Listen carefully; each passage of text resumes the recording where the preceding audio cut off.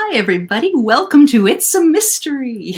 My name is Ellen, and I'm here from Artists Repertory Theater in Portland, Oregon. And I'm here with my friend Saymoukda, who is here from Theater Moo in St. Paul, Minnesota. And she's going to be coming on screen in a minute. Hey, Ellen. Hi. Yeah. Hello from Minnesota. Oh, so we're here today to talk about writing mysteries for the stage, which we both have been wrestling with and thought it would be fun to talk about the process of playwrights writing in this form, the joys, the challenges, the terrors, the weirdnesses, why we did it in the first place, all of those things, right? Yeah, we were in like the most beautiful place talking about possibly having this conversation. We were at the Japanese Gardens in Portland. Yep.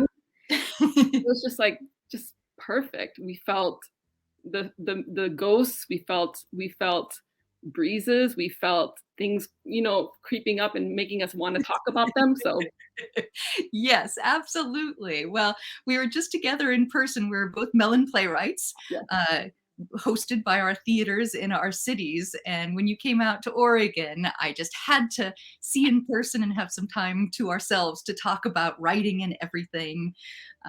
And so uh, I have been reading your wonderful play that you've been working on, Little Mekong Murder Mystery play. Yeah. yeah. I think I sent you the word vomit draft, but it's better than nothing. No, it's wonderful. So you're currently working on this new play, Yeah, and I have my play True Story, which is yeah. coming up at in Artist Reps season. It's going to be done here in Portland in the spring. So we both have plays on tap. Tell me a little bit about your play. Tell everybody a little bit about your play. Okay, so this is my first time ever writing a mystery, any kind of thing, and so there were a lot of like learning things that I had. At first, I'm like, what is a mystery? what are what are the things that make it a mystery? And so I had to do some research, and then realize that I have always loved mystery stories. Like I have always loved things with riddles, things that you have to figure out. Um, Growing up, I was a big fan of the show Ghostwriter. Do you remember this show, Ghostwriter? I do. I didn't watch that. I was more Perry Mason because I'm so Okay. older than you. Oh yeah, I forget. I keep thinking we're the same age. You know. Um, but it was a show from the 90s, and it was this spirit that was helping young people, young kids, BIPOC kids mostly, solve a mystery happening in their neighborhood. And I'm like, I wanna do that. Like I want. And so I actually walked around with like a lanyard with like a pen hanging out from it, and was just like trying to be like, the kids on Ghostwriter. But anyway, like like all these tangents. This is why we missed my flight, because of all the tangents that we have. No, but so Little Mekong Murder Mystery play. It takes place in a neighborhood cultural district here in St. Paul called Little Mekong, and it follows a bunch of former refugees who are Southeast Asian. And it was inspired by a series of interviews that I've been having with community members who shared their concerns, their fears, their hopes, also their frustrations with police, with white supremacy, with being immigrant, with being former refugees, with adjusting. And these interviews happened I want to say like towards the winter of 2020 and then into 2021. And some of the things that they shared with me was like, after the death of George Floyd, there were some uprisings here, and some of them could not sleep or were fearful because there would be white supremacists driving around in trucks and like making noise and trying to scare people. I heard things like that. I heard frustrations about police and how police were treating us, Black and brown people. And people also talked about anti-Asian violence and how they have not experienced it up until when the pandemic started. And so all of these, I decided to just kind of mesh it all together, mesh their stories, and just use this play as a vehicle to tell their stories. And so there's cannibalism in it, so that's fun. What about you? I've read your play, but you tell the people what True Story is about. Oh, sure, sure. So True Story is about a hard-boiled mystery writer named Hal, who has been drinking too much and writing too little in the wake of his wife's death. And both of our heroes drink a little, I noticed. Yeah. Interesting. Very true to the mystery genre. Yeah. His editor gets him a job ghostwriting this kind of story of the century, the true tale of a rather famously acquitted murderer who everybody thinks is guilty. And once my hero Hal gets into this guy's house and they start this sort of dance of interview talking with each other, Hal is very sure that justice has not been done and that justice should be done. and wonders if he perhaps should be the one to administer justice to this guy who has escaped the law. So it's about how we are, how we figure out what's true. And I think that that's what feels really resonant to me at the moment is how we figure out what's true and what we do when we're absolutely sure that we're right and we're not. I mean, what happens then? What happens? I feel like there's a whole bunch of people Yeah. around us here who are operating from absolute sureness that they are right and doing terrible things to their neighbors, and that scares me a lot. That Mhm. that kind of action. So, What so would be some examples of that happening that you've seen um, in your life? hmm, gosh. Well, I feel like I live here in rural Oregon, out in the country, and I feel like everybody with a "Let's Go Brandon" flag flying over their front porch or roaring past our house in their big roaring pickups with flags, Trump flags behind them, are they're not just sure of themselves, they're aggressively, bullyingly Mhm. sure of themselves and trying to impose things on other people. So it's like, it's one thing to be sure in yourself, but it's once you start attacking your neighbors, um, first with your beliefs and then with your words and then with your actions. Yeah, and legislation and so on, and policies and yeah. Exactly, exactly. It's not enough to believe what you believe. You have to enforce it on other people. And so that's where it gets scary to me. This is when cannibalism is helpful. When the zombie apocalypse happens, this is when we could really, you know, throw some people to the zombies or to the cannibals. I have candidates. I have a list. Awesome. Well, that kind of brings me to, so mystery. So we're both dabbling in this world of mysteries. And, I also, like you had Ghostwriter. I had, grew up watching Perry Mason on television reruns, but and I brought this from I have Nancy Drew. I read all of Yeah, the Nancy Drew and Hardy Boys and Trixie Belton books when I was a kid.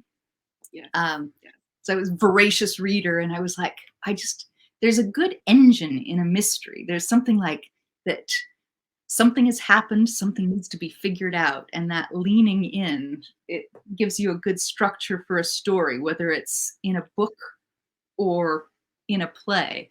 Mhm. And you've written other genres too. Both of us have. You've. Yeah, we both have. Mhm, I've mostly stuck with sci-fi and horror, mhm, and mostly because I that's what I grew up with and what I love. I love fantasy. I love if there's a story with giants and ogres in it, I'm in. If there are demons that drink blood and like suck out souls, I'm in. You know, if there's possession, that's so cool. Like that's what I'm into. But it's always but I always use my plays to tell like to give like a historical context. Like I've mhm. always viewed myself as like a creative documentarian, and so I try to use art to do that. Um, Mostly because you and I know, nobody likes to read history books. We're not here for that. We're But here I for love to learn. Yeah. Mhm. Well, I don't know, but I I thought that I would teach myself by trying this thing, by writing mystery. It's the spirit. Is that the ghosts? It's the ghost. OGs of mystery genre coming. Um, yes, I'm sorry, say that again, I was distracted by the ghost. I don't know. Oh, what was I saying? I just said that I thought I would want to challenge myself by trying to write a mystery Mhm, play. Um, but it was so hard because I there's so many things that I wanted to put in, mhm. and then I told myself I need to trust the audience to figure things out on their own and just give just enough. So Mhm. I'm learning that. Um, What about you though? Oh, well, same thing. Like mysteries are tricksy. They're a little bit like, I mean, you have to have enough characters for there to be someone who is a suspect. There's somebody who actually did it. There's somebody who was it was done to. Somebody who's the detective. Yeah. It's easy for your cast to probably get out of control if you're writing a Yeah. mystery.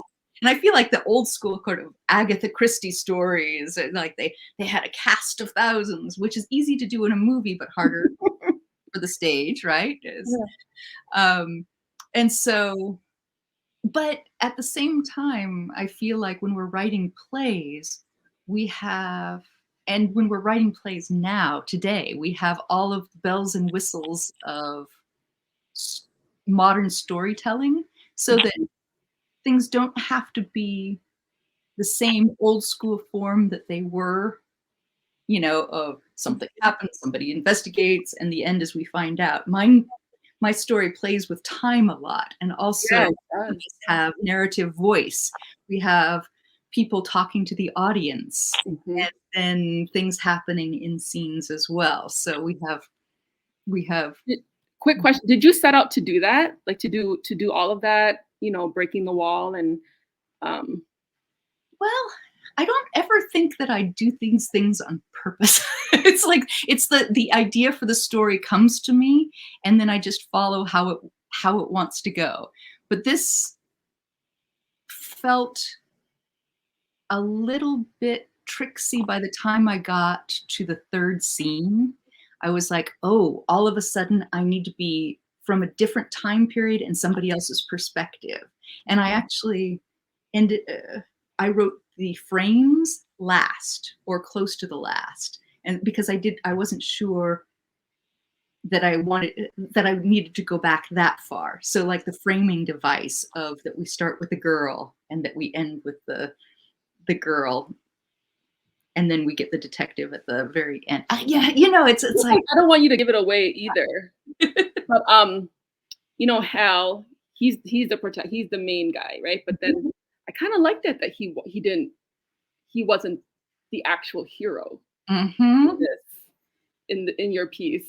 I don't wanna say, Yeah. especially, like, in our time now, just with patriarchy and, um,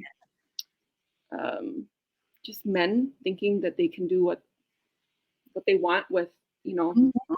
women, and I kinda not gonna I wanna say it, but I don't wanna give things away. Yeah, yeah, no, I know. How do I talk about this with Ellen?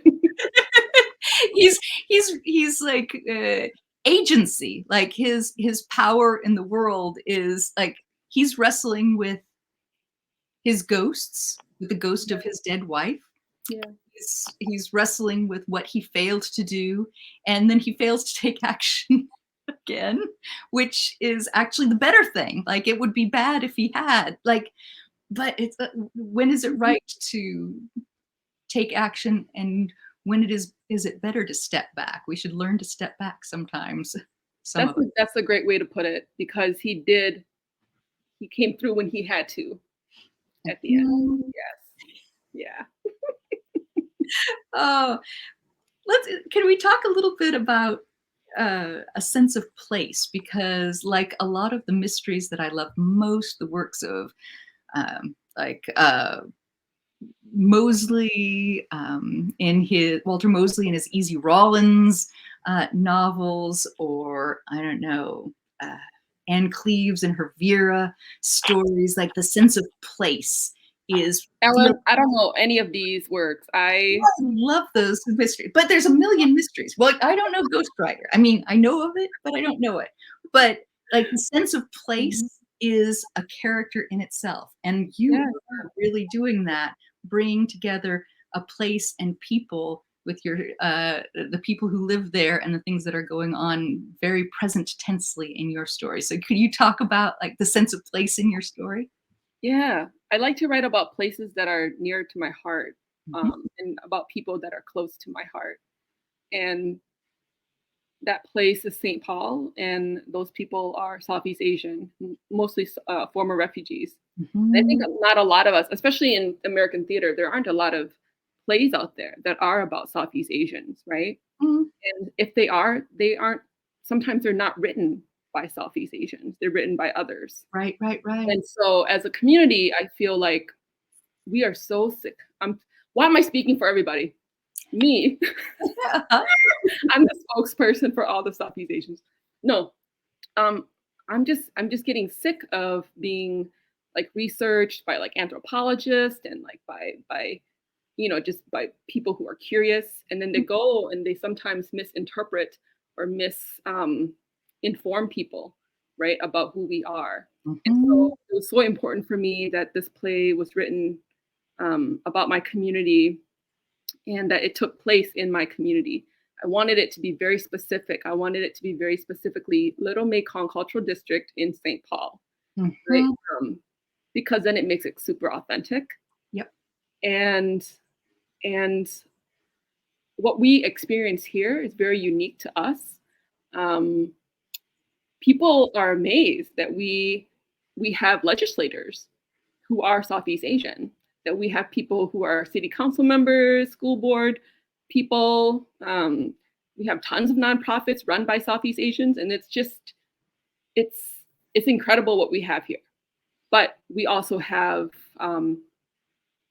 communities who are also underfunded and under resourced. They're not targeted for certain things, and so I just really wanted to bring all the attention to us, really, because I always believe dance like people are watching because you deserve an audience, right? So may as well, if I have this platform, I may as well share about my community. Uh, and wait, have you been to St. Paul yet, or not yet? No, I've been to Minneapolis, but not next door to Oh, St. Paul see, yet. that's not the same. So, No, yeah.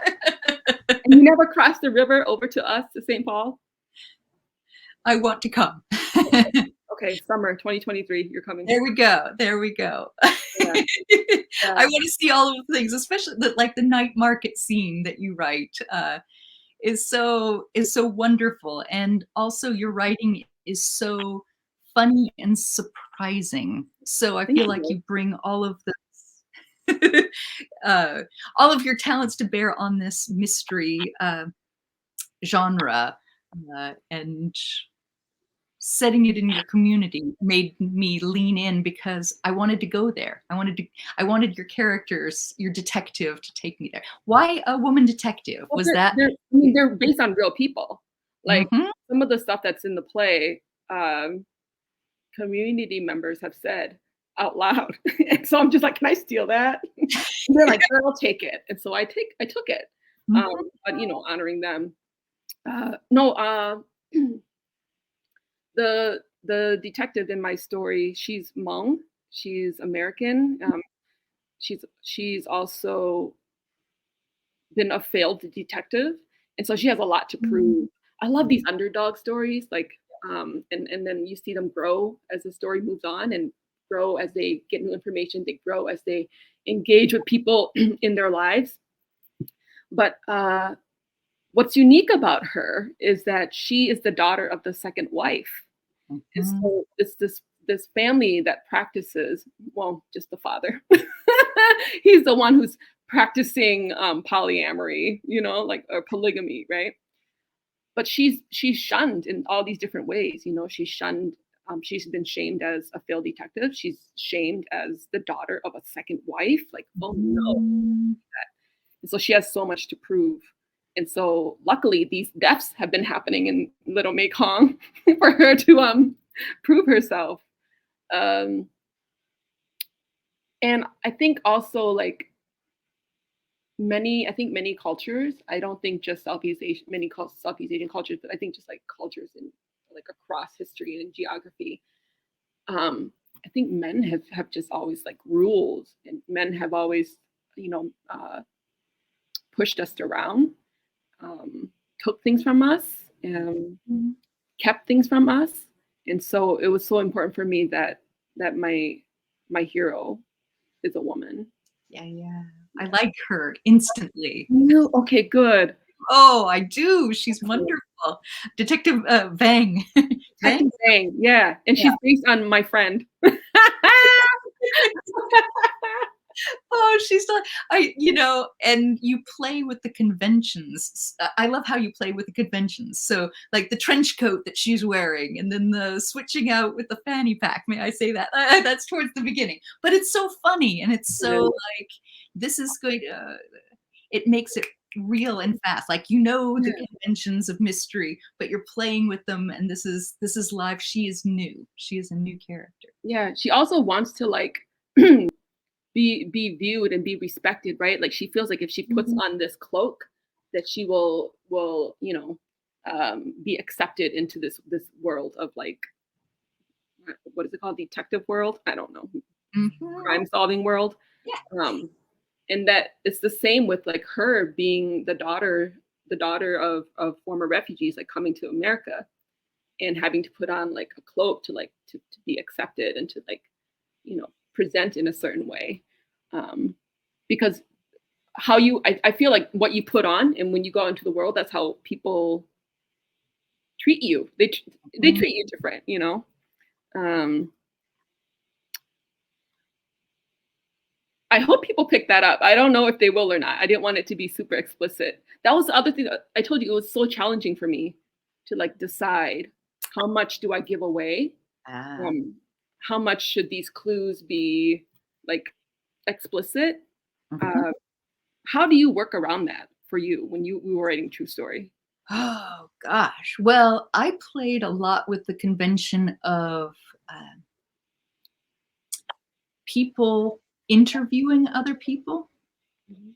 And I have, because I'm playing with time, I can layer the interviews in different ways than if I was just staying linear. But I have a detective, a police detective who's checking things out. I have the editor who's trying to figure out what's happened. I have Hal who's trying to figure out what Donnie really did, if he had really killed his wife or not. I have Donnie's daughter. So I have all of these kind of people, all of whom are trying to figure things out.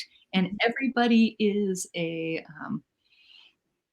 not necessarily telling the truth when they're Mhm. asking. So it's like the prodding and the more than the clues themselves, like physical clues. It's people trying to uncover the truth from what people say and pry it out of them, and people actively trying to cover up the truth for their own reasons, and the audience trying to just to figure all of that in the maelstrom of stories. It's like, oh, I believe that person. Oh, maybe not. Maybe I don't actually believe that person. Back up. Uh, and Mhm. let's see. So I sowing a lot of doubt Mhm. is one of the tools that I was playing with. I was something in my second read of the story. I actually thought that Hal killed his wife, Julie. Mhm.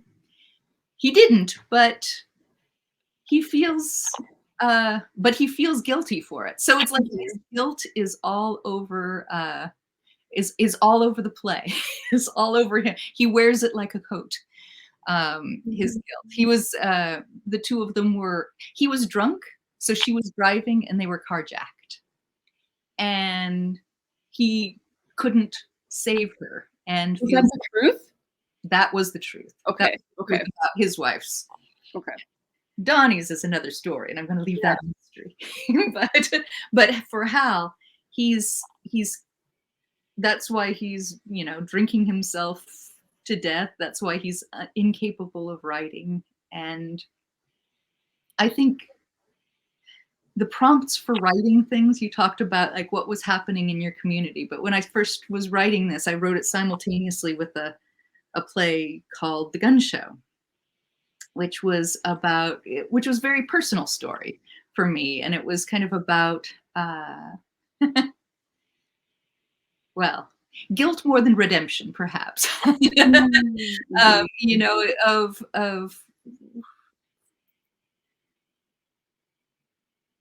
feeling incapable of uh,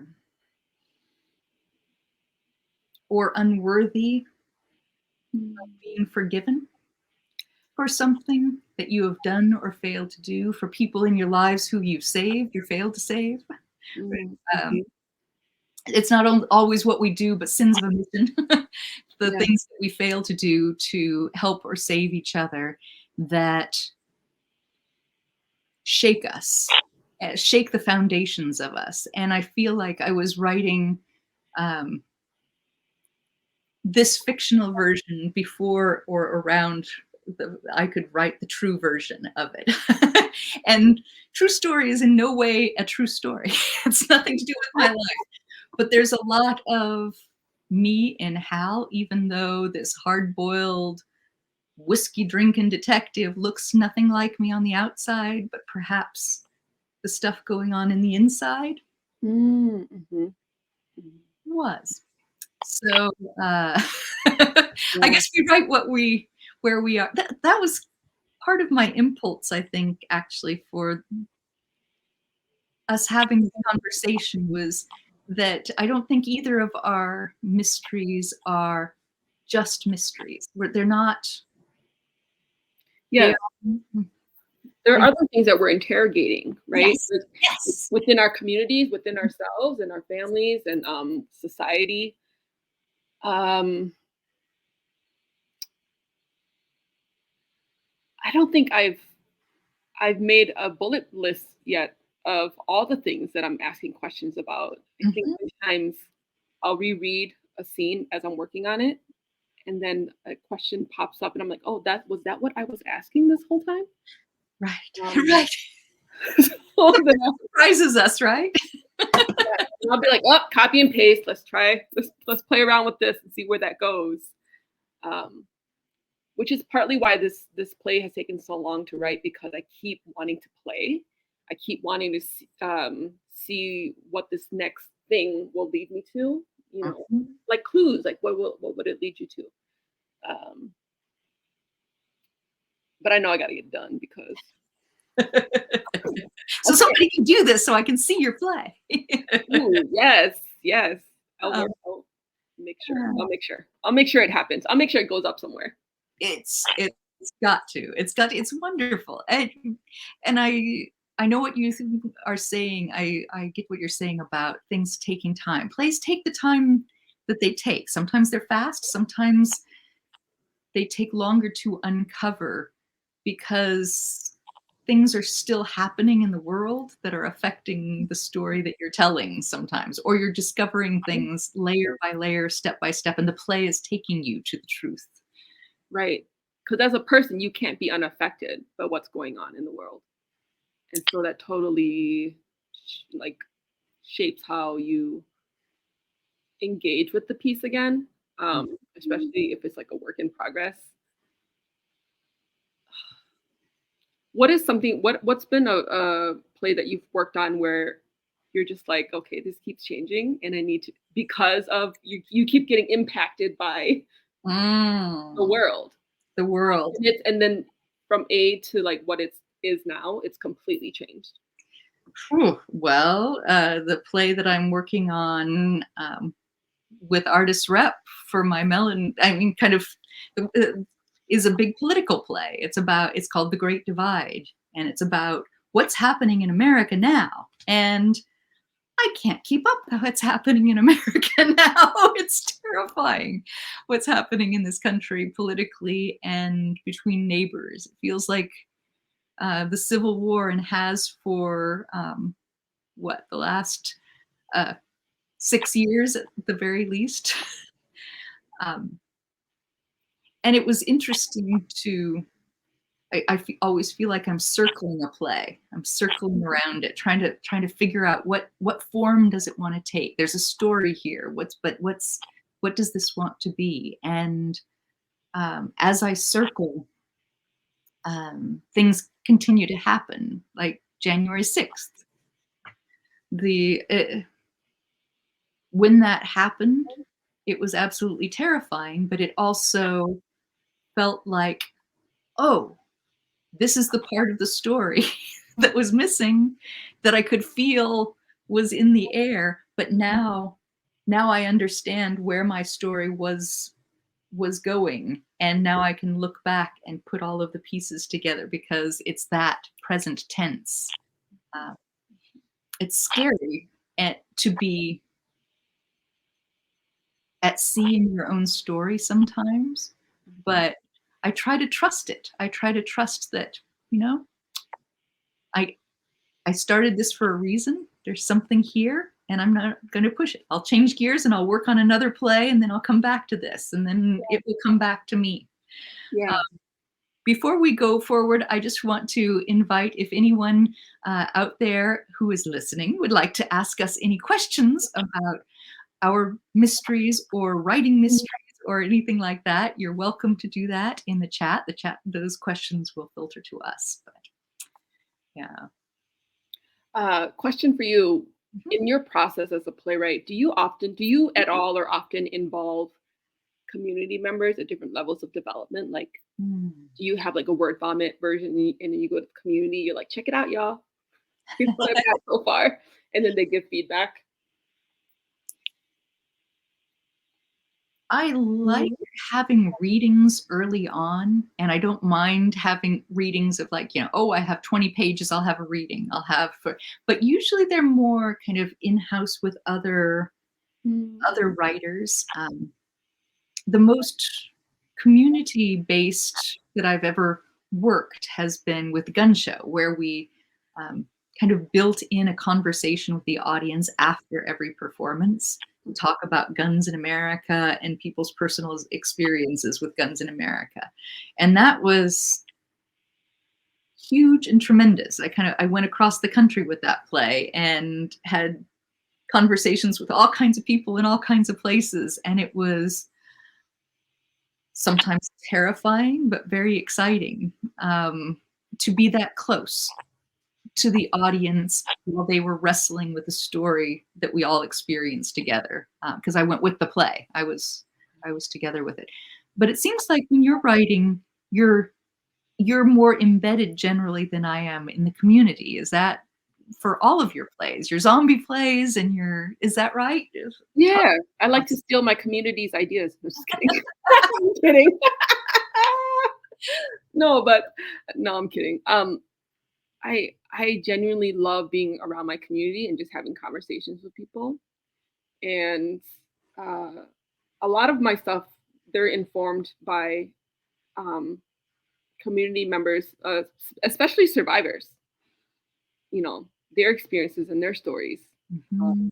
Sometimes they would tell me, "Oh, that saying that would be incorrect, or doing it this way would be incorrect because Mhm. then you would call this here, or you would this is the consequence that would happen, or you know." So it's so integral to me to have multiple viewpoints because all of my stuff is it's really my target audience is other Southeast Asians, Mhm. and then I feel like anybody else. Thanks for coming. Glad you're here. Here's our story. Here's my community. You know, Google things. Like, don't bother us with questions. Just like Google things yourself. And because I do kind of want to take that. I think my community has done a lot of like emotional labor or like such psychological, spiritual labor in having to explain our trauma or like talk about this. We don't want to keep reliving it, and so sometimes, but then some people really feel like they're moving towards more healing when they do get to talk about what happened to them, and so there's like there are those two things. Uh, yeah, in my community, they're not often invited to be part of like American theater, right? And Mhm. so they're not targeted as audience members. Um, Even like the shows that go up, they're not very like I don't think anybody from my community cares about opera. No offense, or but like Western opera, you know what I'm saying? Yeah. But we'll go check it out. Like invite us and we'll go, right? Mhm. Uh, So it's really cool that one of our friends, Kalia Yang, amazing writer, amazing novelist, and like children's book author, Minnesota Opera, they're adapting her memoir, The Song Poet, and she's Oh, Hmong American, and they're adapting it into an opera. that's And wonderful. so I'm like, man, that's the first. Like, I'm so glad they're doing it because um, she has been such a pillar in this community, Mm, influential, and has been so key, um, being one of the people to like give a platform for Hmong American and Hmong experiences in America. So I'm glad it's happening. I don't even know. Did I? What did you ask me? I love that, and I don't know, but how we got there. But I love telling your own stories for your own community, and there that there's that's right. There should needs to be more of that. That's There good. needs to be more. And I was what I was thinking of while you were talking about that was the group of tourists to the night market from Yes. Minnetonka. From Minnetonka. Minnetonka. I felt a little bit like, oh, I don't Suburb. want to see the Minnetonka Yeah, tour they're like these, they're coming like these foodies. They're part of a foodie club, in. and it's very elite and suburban, and like, Mhm. they're allies because they come and eat our food, but then they don't care to participate in like the anti-Asian violence, the anti-Black violence, and they don't because they have the privilege to be removed, right? Mhm. But I loved what you did there. I mean, I saw that, I heard that, and I was like, I don't wanna be the person who's just there for the food. I wanna be here to hear the story really and reach out. So we do have a couple questions. So oh, the first one is for you. It's, okay. do you find that supernatural characters open up different opportunities for mysteries or create different kinds of mystery? Mm. Dang, why the question gotta be so hard? Ah, In this little Mekong Murder Mystery play, I added a Hmong vampire because there was this. This is true. In the early 2000s, there was this coven of Hmong vampires. Um, People considered them to be like dark shamans, and these Hmong vampires, or dark shamans, they would go to funerals of deceased Hmong people, and they would stand over the casket, and people thought that they would like cast a spell or suck out the soul of the deceased person. And as people who practice shamanism and Buddhism and like animism and all that, like you don't do that. Like you want the soul to return to the motherland. You need the soul to be sort of like, well, at least for some of us, the soul to be intact with the body until they're ready to return. When they get to the earth and when they get cremated, then they can be released, right? Um, and find their way home.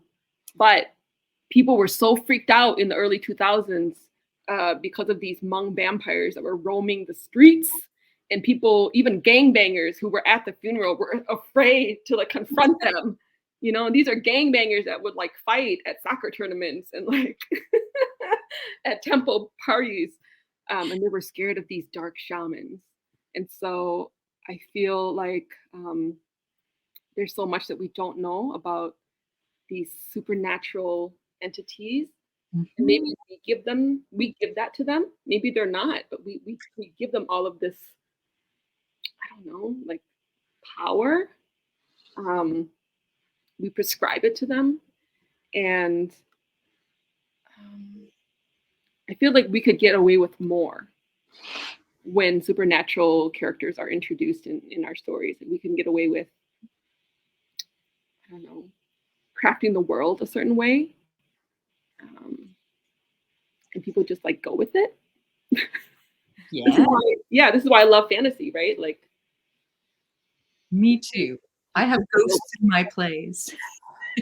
I have magic, and it gives you a lot more room for storytelling when you don't force yourself to say in only realistic kitchen sink places, but mhm, that you go with places of the like internal made external, of places the soul, questions of the spirit, Yeah, monsters and ghosts, and yeah. monster hunters and haunted people. And for many of us, this stuff is real. Like, Mhm. it's not made up. You know, this is happening in their lives. It's been happening for generations, for centuries.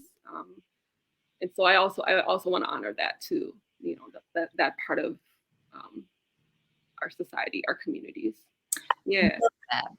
Well, we have about 5 minutes left, but we have a couple more questions. So I'm going to go to the next one here. It says, you have both kind of intimated in talking about your play the concept of multiple protagonists and how they sort themselves out. Do you see the multiple antagonists in your writing, and is it intentional? Hmm. I feel like maybe not intentional, but I feel like a lot of the characters in the Little Mekong Murder Mystery play, they're like ambiguously moral. They're sort of like, we have a politician who takes money from under the table, from Lovely. a nonprofit, and they're not supposed to, right? And the nonprofit's not supposed to, but a lot of people who are authority, they turn the other way because it's actually doing a community good. So Mm. there's like a bit of, Mhm.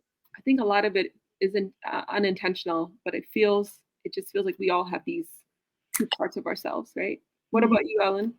Oh, well, I find that I often write sort of ensemble stories, and this isn't like how true story. I don't know if I would call it an ensemble, but it's sort of Hal's at the center of it, but it keeps turning and turning and turning. I don't usually write with a single central protagonist. Mhm. Once in a while, but mostly I want to know about everybody in the story and their journey at the same time. So I'm uh, kind of Yeah. I'm not singular in my vision of what's happening in the world. I always want more than one voice to be heard, Mhm. more than one perspective to be seen. Mhm. Another question that comes up, can you talk more about when you collaborate on playwriting versus when you choose to write on your own, and how that may change when you write a murder mystery versus another genre? So how collaborative are you in your process? I know you have a home theater who you work Yeah. all the time, and you have a play coming up in their upcoming season. I just saw. Yeah. Theater Moo has been in my life since I was very young. Well, Mhm. not that young. I mean, my first introduction to Theater Moo was in the mid '90s. This is when I was in high school, and ever since then, I have just kind of followed them Mhm. and started working with them and volunteering with them. And then they did my first play in 2013, and they're gonna and now I'm the resident playwright. And now it just got announced that they're gonna do my Kung Fu Zombie Saga, Shaman Warrior versus and Cannibals, next summer. But I think I only I co-write or do collaborative writing with other playwrights when it's like grant based. Like someone Mhm. would be like, I got this grant to do this thing. Will you do it with me? And then I do it. But I like to just I'm very particular about the world that I'm building. Mhm. And the only times that I think I do uh, open to more collaborators is when I'm working with my dramaturg or like with the actors and the director. And that's only when I know that it's, I don't know, going to be produced or presented or get staged or Mhm. something like that. When Yeah. it's ready for to invite those people for that second part of exploration. But the first Yeah. part of exploration is within you. Yeah. What Yeah. about you? Oh, it varies, but I do like in playwriting being queen of my own universe. Like, the characters keep me company, you know? I'm never Yeah. lonesome up here in my head. Yeah. And, Yeah. uh, the stories there's always stories unfolding and, uh, mysteries and, Yeah. to be solved of my own plays. And you live in the best place to write solo. Like nobody owns a farm, a whole farm to have somebody come and be in your imagination sanctuary with you. No. So No way. it's a pretty good place to imagine, let me tell you.